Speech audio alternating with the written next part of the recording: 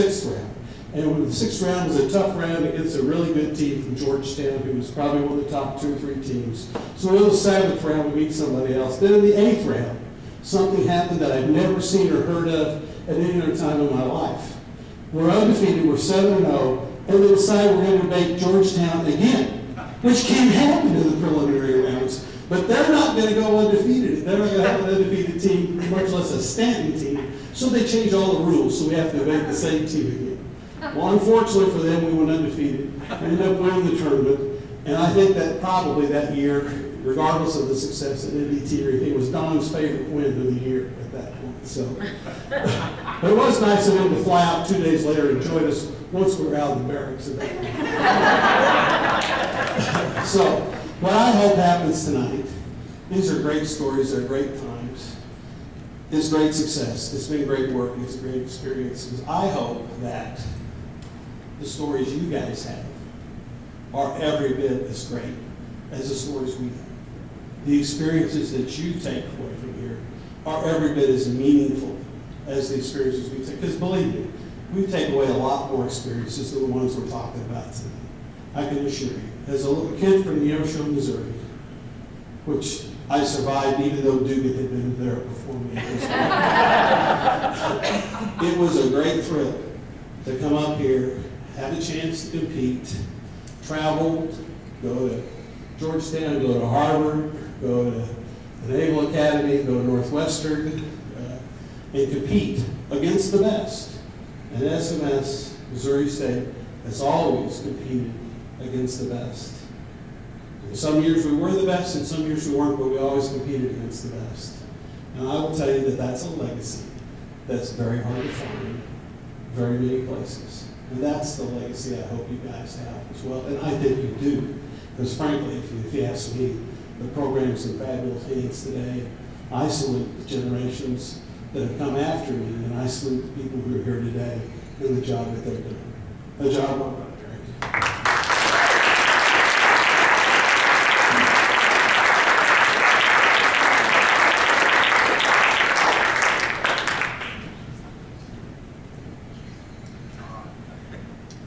John Fritsch. I was the director, for instance, here for 10 years. Before I came here, I was a graduate student at the University of Kansas for 5 years, where I was an assistant coach. I debated at the University of Nebraska. After leaving here, I went to the University of Northern Iowa, which has a long and distinguished debate program, and I'm currently the director of the National Debate Tournament. One of the things that struck me about Southwest Missouri State when I got here, strikes me about Missouri State today, is the breadth and depth of the quality of the alumni of this program. It is amazing. When I went to the dean's office one day when I was the director, for instance, here, I remember having the feeling the conversation was not going very well. He was trying to make some budget decisions. And I'm sitting there going, what am I going to do? And what I essentially did was looked at the dean and said, here's my list of alums. Where's theirs? And he looked at me and said, you're doing okay.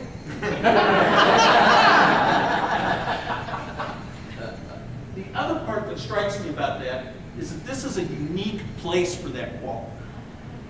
I come from Kansas, a big state university. This place is very much like the alums of Kansas. It's very much like the alums at Harvard.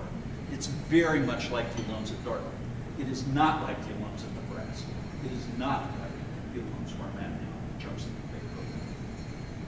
One of my favorite scholars is David Zarefsky, and he often talks about differences that make a difference. So I'm sitting here tonight going, what makes this place different? And I was thinking about one other thing when I came in tonight, and it occurred to me that there are 4 people in this world that I have trouble calling by their first name, other than my parents. My advisor at the University of Kansas, if you're familiar with debate, is a guy by the name of Dr. Don Carson. He's Dr. Carson. The other people I have trouble calling by their first name are Dean Spicer, Dr. Stanton, Dr. Stoker. When I was here, they were outstanding mentors, outstanding supporters of the program. And I think if you look at your own lives, you go, who are the people that made a difference in my life? I was only a coach here for 10 years. and the impact that Spike had on my life, the impact that Skip had on my life, the impact that Don Stanton had on my life, is just profound. In fact, the question I asked Eric was, I was trying to decide whether to come back from Iowa, was Spike going to be here? Is Skip going to be here? And after 10 years here, I can finally say those words rather than doctor. I don't know if Dr. Stanton knows, but when I came in, I was like,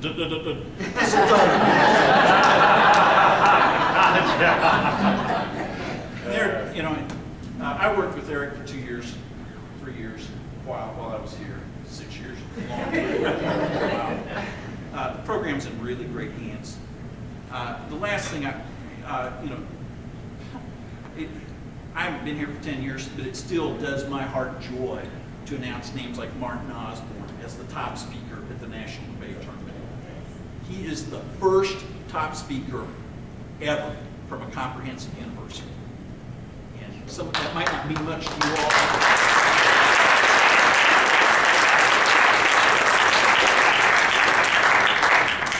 When I got to announce his name, I don't think anybody in that room knew how excited I was for his success.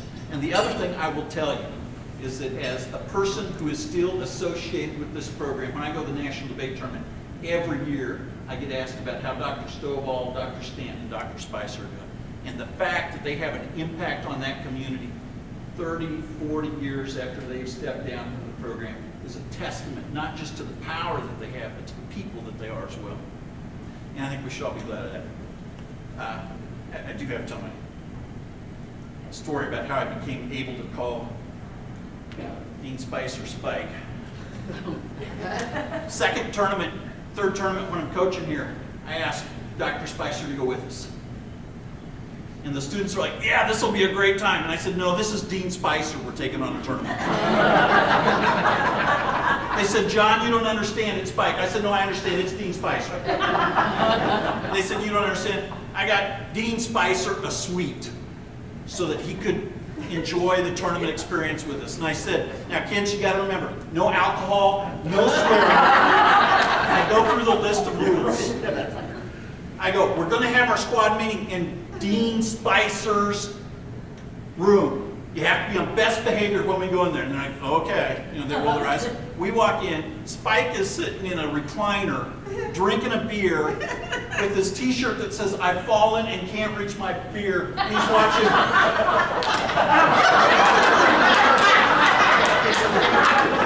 And he's watching Cinemax.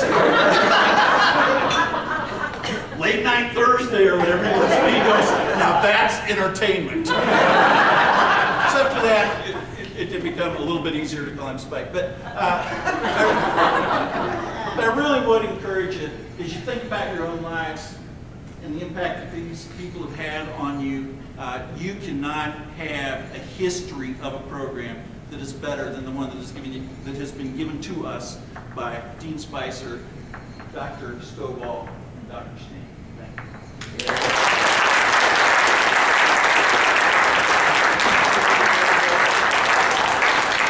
Listen be fast.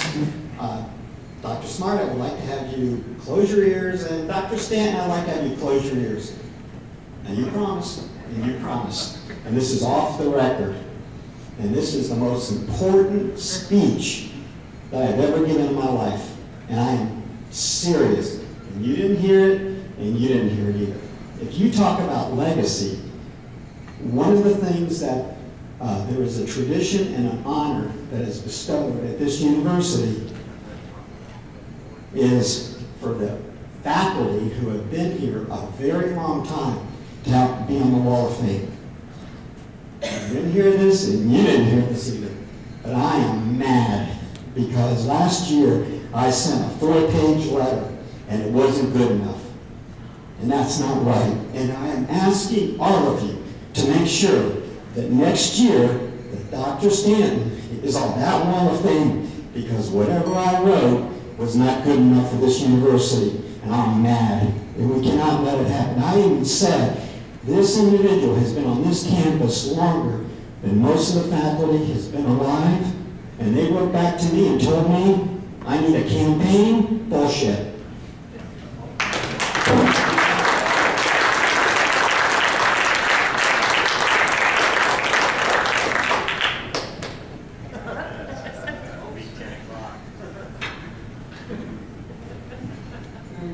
Richard Thompson. There's been enough talk about legacy that even though I've lost my voice, I won't have any brain power anymore. I need to mention one person. You mentioned someone who's not here tonight, would enjoy it. I need to mention one more, my dad. Guy Thompson is not here. He was the registrar for years, then SMS. Before that, class of 1928, he was a championship debater, among other things, and had all the leads in the school plays. He was even the woman at the woman's wedding, you understand? My mother used to love to tell that story. My dad would really enjoy tonight up until when I debated in 1952-53. I was on Dr. Virginia Craig's final debate team. The main thing I remember from Dr. Craig was definitely Mr. Roosevelt's war. And then, of course, I was on Coach Spicer's first team. And I'm having a kind of a, you know, the TV show Cold Case, and I'm having a cold case experience this evening. I'm looking at Spike. I'm privileged to have as a lunch companion once in a while, I guess where. And I'm seeing, you know, sort of Spike as he is now sitting there, but beside him is this very, very young, really good-looking, black-haired, curly-haired young man from Redlands, California, who came there for, maybe a year or two before he moved on to greater things. And I'm so glad he stayed, and I know you are. Back at that time, in 52, 53, my dad and I were at the time the only father-son championship debaters on those plaques that used to be in the old auditorium in Carrington Hall. And I just echo your sentiments in saying that I will Spike and Dr. Craig and, of course, my dad, any success I've had in trying to be a critical thinker. Thanks very much.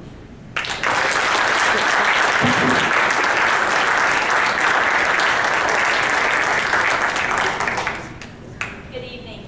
I was privileged to be able to be part of the interview process and the videotaping earlier this evening. And one of the questions that was asked in that process is, what would I say to an administration about debate? Well, one of the things I've done for the last 6 years is be a shameless fundraiser. And so, as I was thinking about that question, what would I say to an administrator, I answered the young man by, fund it, fund it, fund it. And I challenge you all, everyone in this room, whether it's $5 or $10 or whatever it can be, we only have this because other people have come before us and supported it with blood, sweat, and tears. And every one of us understands how vitally important this activity is. That we be able to learn and to share and to have culture. One of the things that all of the speakers here tonight have touched on is that we learn culture, truly culture. You took people from little towns in the flyover states, and you took us to Salt Lake City. You took us to LA. You took us to places that we might have never seen in our lives. And we got to experience things that we probably would have never gotten to experience. But folks, this is a shameless part of my speech. Those things only happen with dollars. And we don't like to talk about it, and we don't like to be brazen and ask for it. But I'm pretty brazen. And I'm asking you. That lady over there I just met this weekend, I know that she will gladly take your money.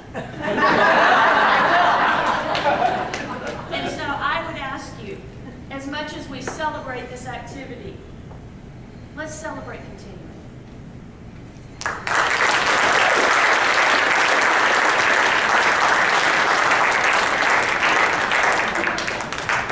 One quick rejoinder. When I was at Bader, we took great pride that Dr. Craig, who had been retired for some time, would still come by and listen to our debates and congratulate us when we had done something significant. Dr. Ellis, who was our first intercollegiate debater, president for 35 years, always made it a point to take notice of anything significant And he too would come up even in the attic of Carrington and visit us for some practice round. I want to thank President Smart for being here this evening. After Leland Craywick left as president, who was very supportive of the program, the only other president who has ever appeared at a debate function was my friend Russ Keeling. And we are very, very pleased to see you here this evening.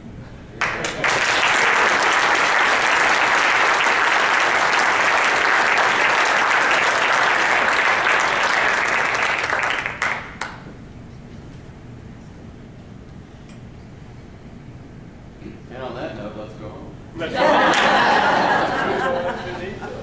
Word of wisdom. I am. Great to see you guys. Thanks for everything I learned. Thanks for everything I learned. Thank you, Russ. Thank you. History class. Okay, as people are starting to get up and leave, one of the things we'd like to do, kind of on the way out, is that we want to assemble people by the decade and take a decade picture, 50s, 60s, 70s, 80s, 90s, 2000s. And Selena, what are we going to have to say?